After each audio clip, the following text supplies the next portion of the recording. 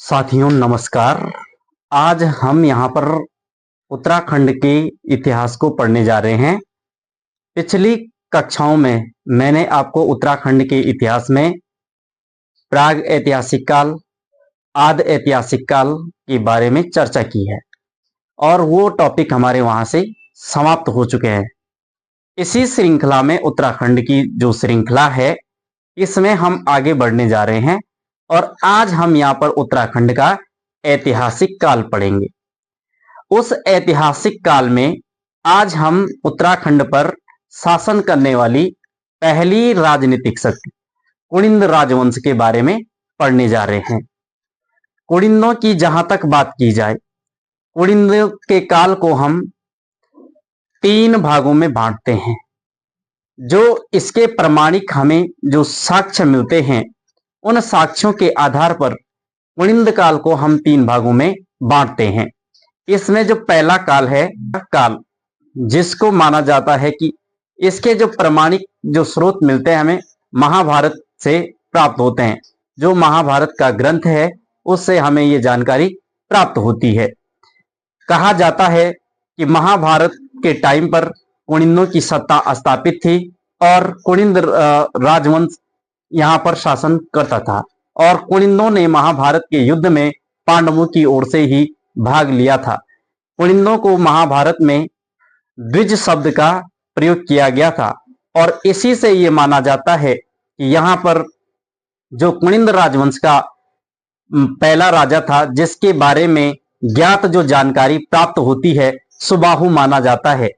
हालांकि इससे पहले के भी कुणिंदों के बारे में जिक्र होता है और रामायण से भी कुणिंदों के बारे में हमें जानकारी प्राप्त होती है। तो ये था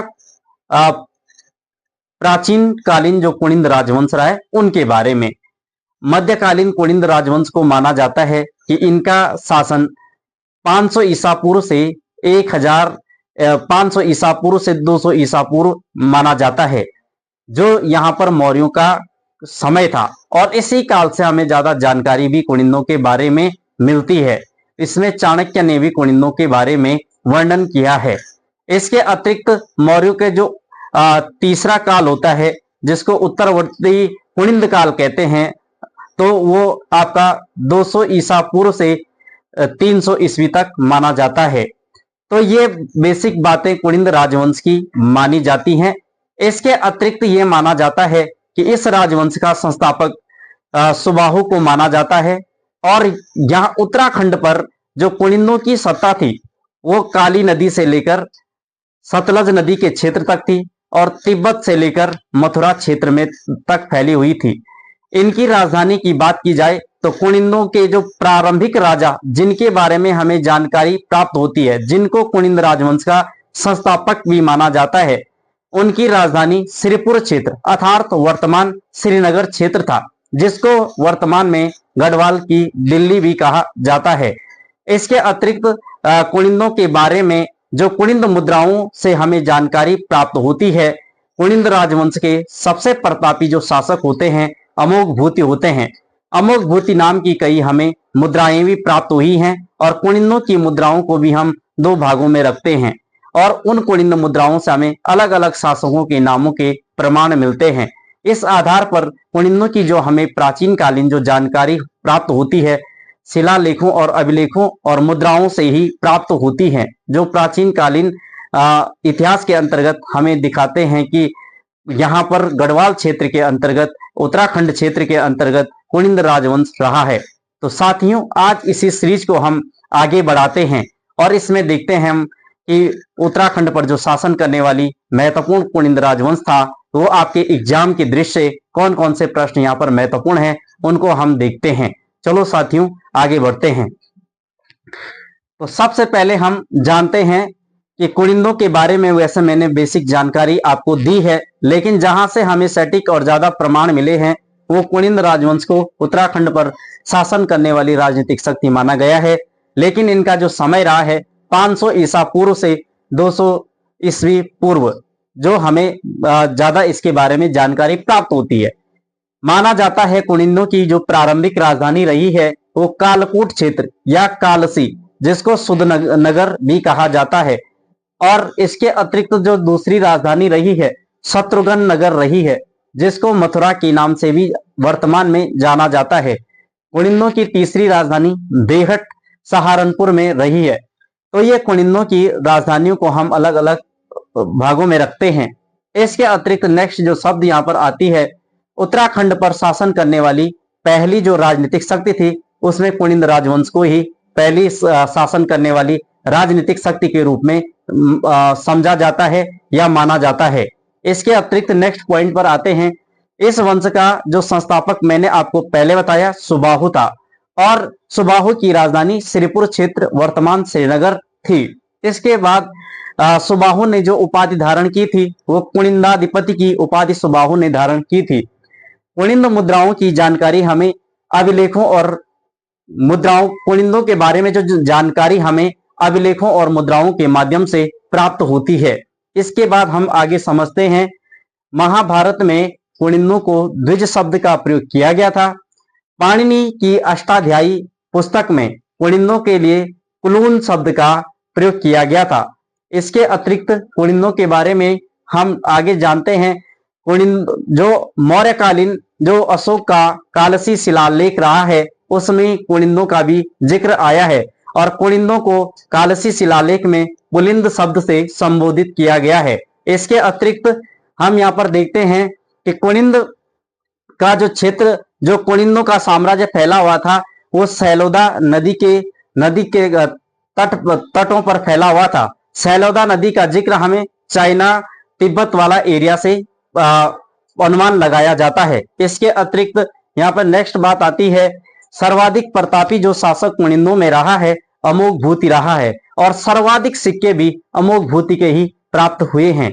इसके अतिरिक्त नेक्स्ट यहाँ पर देखते हैं, कुनिंद मुद्राएं, कुनिंद मुद्राओं को जनरली दो धातुओं से मिलकर बनी होती थी, रजत और तांबे की मुद्राएं।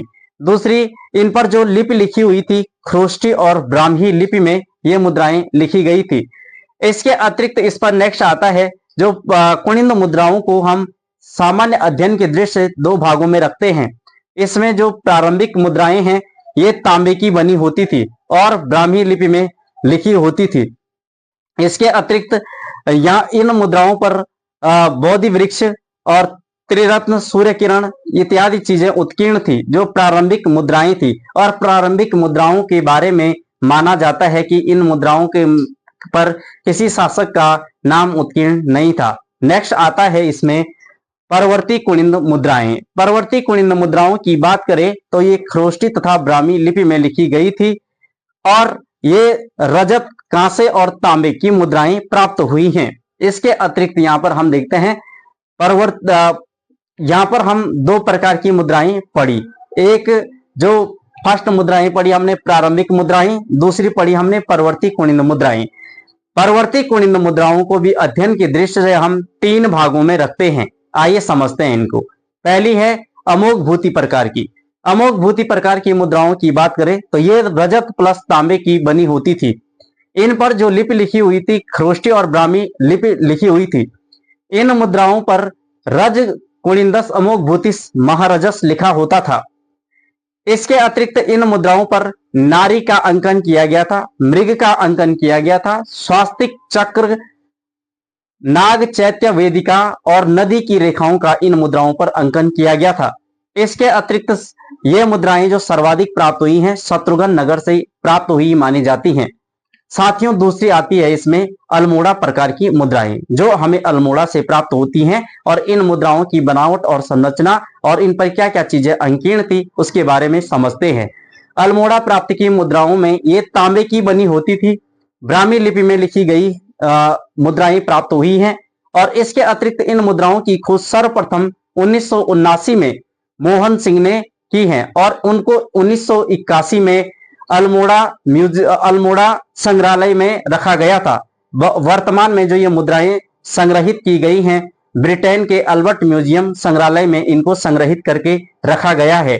नेक्स्ट बात इसमें आती है, इन मुद्राओं पर किन किन शासकों के नाम मिले हैं, तो शिवदत्त, मार्गभूति, शिवपालित, हरिदत्त, इनके इन शासकों के यहाँ पर नाम मिलते हैं। इसके अतिरिक्त इन जो अल्मोड़ा प्रकार की मुद्राएं हैं उन मुद्राओं पर वृत्त बना हुआ था, कुबड़ा बैल का चित्र, वेदी, छत्र और लंबवत रेखाएं, नाग का चित्र बना हुआ था। ये मुद्राएं सर्वाधिक कत्यूर क्षेत्र से 54 मुद्राएं अल्मोड़ा प्रकार की मिली हैं। इसके बाद तीसरी मुद्रा पर आते हैं। तीसरी है छत्रेश्वर प्रकार की। इन मुद्राओं पर जो उत्कीर्ण किया लिखा हुआ था, भगवत चंद्रेश्वर महात्मनो लिखा हुआ था। इसके अतिरिक्त यहाँ पर भगवान शिव को त्रिशूल के साथ दिखाया गया है। भगवान शिव इन मुद्राओं में त्रिशूल के साथ कमर पर हाथ रखते हुए भगवान शंकर को इन मुद्राओं में दिखाया गया है। इसके अतिरिक्त इसमें इन मुद्राओं पर कुनिंदों के प्रसिद्ध देवता छत्रेश्वर और छत्रेश्वर देव का भी अंकन मिलता है। तो साथियों, ये जाना हमने कुनिंद राजवंश के बारे में। कुनिंदों की जानकारी हमें कहां से प्राप्त होती है, इन चीजों के बारे में हमने आज की क्लास में समझा, जो कि आपके लिए काफी महत्वपूर्ण क्लास थी। साथियों, आगामी आप लोगों के बहुत सारे एग्जाम्स हैं। आप लोगों को अपनी तैयारी को सही रणनीति और सही डायरेक्शन, सही मार्गदर्शन के साथ करनी है और पढ़ना भी वही है जो जिसका कनेक्शन सीधे आपके पेपर और एग्जाम से हो। तो साथियों, आज की क्लास में मैं आपको इतना ही कहना चाहता हूं कि आप लोग अपनी मेहनत को मन से लगाकर कीजिए और आपको सफलता जरूर मिलेगी। जिंदगी की हर बाधा को हम अपने बुलंद हौसलों के साथ पछाड़ सकते हैं और जीवन में यदि आगे बढ़ना है तो हमें अपनी मेहनत और अपनी कंसिस्टेंसी पर पूरा भरोसा होना चाहिए। तो साथियों, आज की क्लास में इतना ही। धन्यवाद।